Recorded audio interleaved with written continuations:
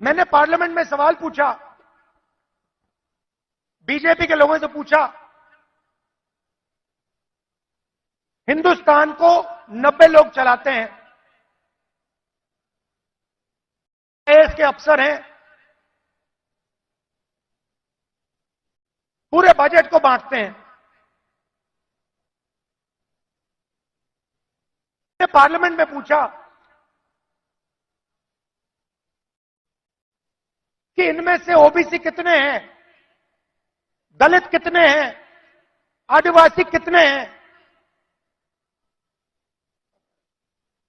BJP के लोग चुप हो गए। ओबीसी की कम से कम 50% आबादी है, दलितों की 15% आबादी है, आदिवासियों की तकरीबन 12% आबादी है।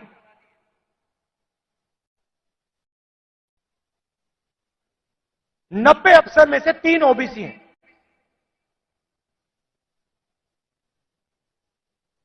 कैसी ओबीसी सरकार चल रही है?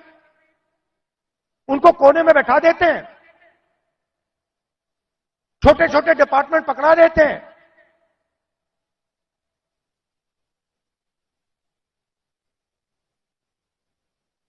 हिंदुस्तान की सबसे बड़ी कंपनी,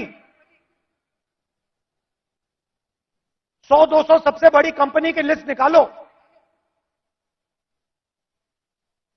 मुझे दिखा दो इनमें कौन सा ओबीसी है, कौन सा दलित है, कौन सा आदिवासी है। स्टेट की ब्यूरोक्रेसी में दिखा दो।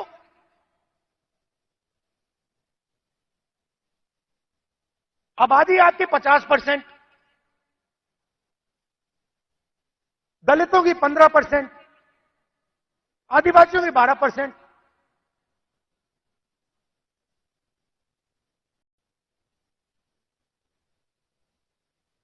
और भागीदारी आपकी कहीं भी नहीं।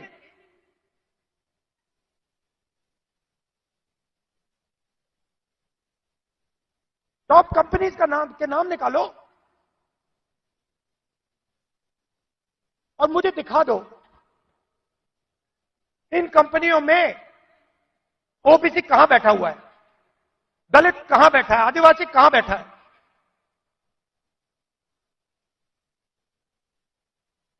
और ये सिर्फ मैं आईएएस की बात नहीं कर रहा हूं, हर फील्ड में यह हालत है।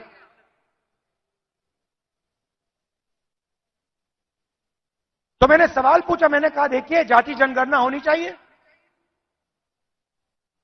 देश को पता लगना चाहिए कि इस देश में ओबीसी कितने हैं। उसके बाद नरेंद्र मोदी जी के भाषण बदल जाते हैं। पहले अपने आप को ओबीसी कहते थे, मेरे भाषण के बाद कहते हैं हिंदुस्तान में तो सिर्फ एक जात है, वो भी गरीब। अगर हिंदुस्तान में सिर्फ एक जात तो आप ओबीसी कैसे बन गए?